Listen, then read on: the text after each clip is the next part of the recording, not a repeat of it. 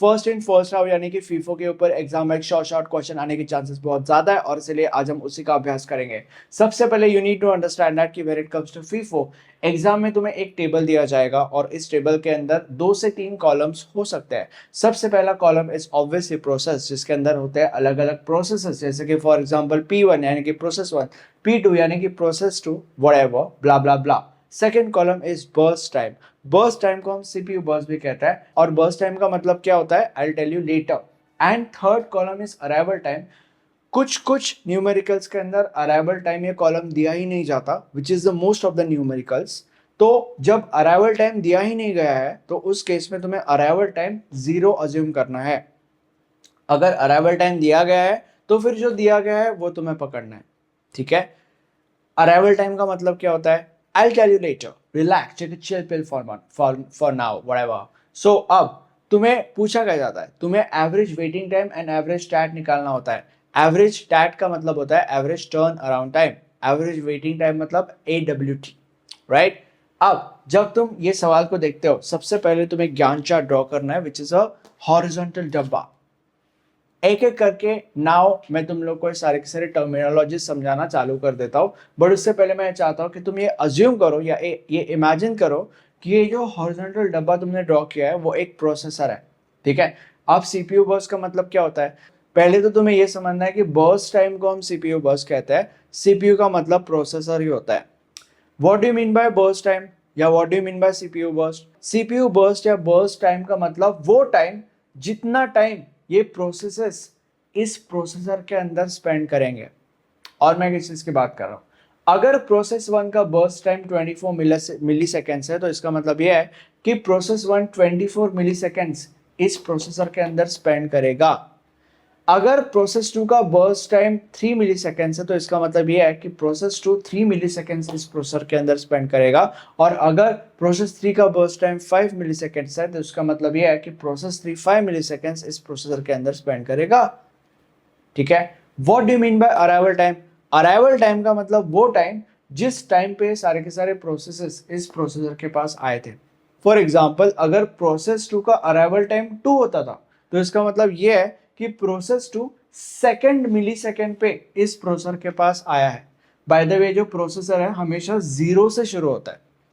अगर प्रोसेस 2 का arrival time 2 होता था तो इसका मतलब प्रोसेस 2 सेकेंड मिली सेकेंड पे इस प्रोसेसर के पास आया है। अगर प्रोसेस 3 का अराइवल टाइम होता था 5 तो इसका मतलब यह है कि प्रोसेस 3 जो है वो 5th मिली सेकेंड पे इस प्रोसेसर के पास आया है। बट क्योंकि usually first in first out के न्यूमेरिकल में अराइवल टाइम दिया ही नहीं जाता, इसलिए हम एक ऐसा न्यूमेरिकल सॉल्व कर रहे हैं जिसके अंदर अराइवल टाइम नहीं दिया गया है। बट स्टिल अगर तुम ये चाहते हो कि मैं एक ऐसा न्यूमेरिकल सॉल्व करूं जिसके अंदर अराइवल टाइम दिया गया है तो उस केस में तुम मुझे कमेंट सेक्शन में बता सकते हो। तो अभी इस केस में अराइवल टाइम है ही नहीं तो इसका मतलब हम अराइवल टाइम 0 अज्यूम करेंगे, जिसका मतलब यह है कि सारे के सारे प्रोसेसेस इस प्रोसेसर के पास 0th मिली सेकेंड पे आए थे। टेक्निकल भाषा में तुम ऐसे भी कह सकते हो कि अराइवल टाइम अगर सारा का सारा 0 है तो इसका मतलब यह है कि सारे के सारे प्रोसेसेस 0th मिली सेकेंड पे यहाँ पे सबमिट हुए थे इस प्रोसेसर के पास। अब हम इस प्रॉब्लम को सॉल्व करना चालू कर देते हैं and will find out AWT and average time, but उससे पहले तुम्हें एक गैंट चार्ट फिल करना पड़ता है। नाउ अराइवल टाइम 0 है तो मतलब सारे के सारे प्रोसेसेस इधर है ऑलरेडी, तो अभी हम इस प्रोसेसर को कैसे फिल करेंगे या किस ऑर्डर में फिल करेंगे? हम इस प्रोसेसर को उस ऑर्डर में फिल करेंगे जिस ऑर्डर में यहाँ पे दिया गया है। तो यहाँ पे सबसे पहले P1 है, फिर उसके बाद P2 है, फिर उसके बाद P3 है, ठीक है। तो यहाँ पे 0th मिली सेकेंड पे हम सबसे पहले लिखेंगे P1। बर्स्ट टाइम का मतलब वो टाइम जितना टाइम इस प्रोसेस को इस प्रोसेसर के अंदर स्पेंड करना है। तो P1 का बर्स्ट टाइम 24 मिली सेकेंड है तो इसका मतलब ये है कि P1 को 24 मिली सेकेंड इस प्रोसेसर के अंदर स्पेंड करना है। तो 0 to 24 यहाँ पे इसके 24 मिली सेकेंड प्रोसेसर के अंदर स्पेंड करना हो गया। नेक्स्ट P2, P2 को 3 मिली सेकेंड इस प्रोसेसर के पास स्पेंड करना है। तो 24 plus 3 that is 27, sorry for that, my bad. तो P2 का 3 मिली सेकेंड इस प्रोसेसर के अंदर स्पेंड करना हो गया।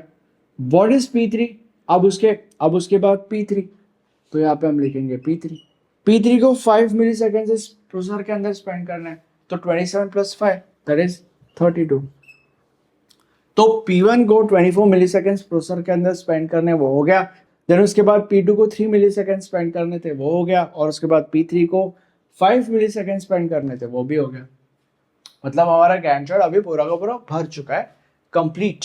नाउ हम average waiting time and average TAT निकालेंगे। अब सबसे पहले हम एवरेज स्टैट निकालेंगे, बट अगर तुम्हें एवरेज स्टैट निकालना है तो उसके लिए तुम्हें सारे के सारे प्रोसेसेस का टैट सबसे पहले निकालना होता है। तो TAT of process 1, TAT of process 2 and TAT of process 3। Exam में से लाइन वाइन मत मार देना, पूरा लिखना, ठीक है। तो टैट ऑफ प्रोसेस 1 कैसे लिखते हैं, आई मीन कैसे निकालते हैं, व्हाटएवर। देखो, प्रोसेस 1 की जो नौटंकी है वो इस प्रोसेसर के अंदर कब खत्म हुई थी, माइनस प्रोसेस 1 का अराइवल टाइम।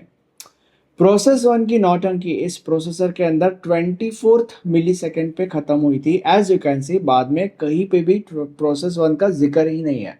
तो इसका मतलब प्रोसेस 1 की नौटंकी 24th मिली सेकेंड पे इस प्रोसेसर के अंदर खत्म हुई थी। तो 24 माइनस प्रोसेस 1 का अराइवल टाइम। प्रोसेस 1 का अराइवल टाइम दिया ही नहीं गया है, तो हम 0 अज्यूम करेंगे, सिंपल एज दैट। उसके बाद प्रोसेस 2 की नौटंकी कब खत्म हुई थी, 27 माइनस प्रोसेस 2 का अराइवल टाइम। प्रोसेस 3 की नौटंकी कब खत्म हुई थी, 32 मिली सेकेंड पे, माइनस प्रोसेस 3 का अराइवल टाइम जो कि दिया ही नहीं गया, तो हम 0 अज्यूम करेंगे। 24 minus 0 is 24, 27 minus 0 is 27 and 32 minus 0 is 32। तीनों का average TAT is equal to 24 plus 27 plus 32 upon 3। अगर तुम इसको कैलकुलेट करोगे तो तुम्हें मिलेगा 27.67, which is the reason why हम यहाँ पे लिखेंगे 27.67। अब एवरेज वेटिंग टाइम अगर तुम्हें निकालना है तो सारे के सारे प्रोसेसेस का पहले तुम्हें वेटिंग टाइम निकालना पड़ेगा। तो waiting time of process 1, waiting time of process 2 and waiting time of process 3। कैसे निकालते हैं waiting time of process 1, TAT of process 1 minus burst time of process 1। What is TAT of process 1, that is 24, minus what is burst time of process 1, 24। Then waiting time of process 2 is tat of process 2, which is 27 minus burst time of process 2, that is 3, and waiting time of process 3 is tat of process 3, which is 32 minus burst time of process 3, which is 5. 24 minus 24 is 0. Then उसके बाद 27 minus 3 is 24 and 32 minus 5 is 27. अगर तुम इसको average करोगे तो तुम्हें मिलेगा average waiting time. तो तीनों का एवरेज करो, that is 0 plus 24 plus 27 upon 3। अगर तुम इसको कैलकुलेट करोगे तो तुम्हें मिलेगा 17। तो इसलिए हम 17 लिखेंगे एंड 17 मिली सेकेंड्स।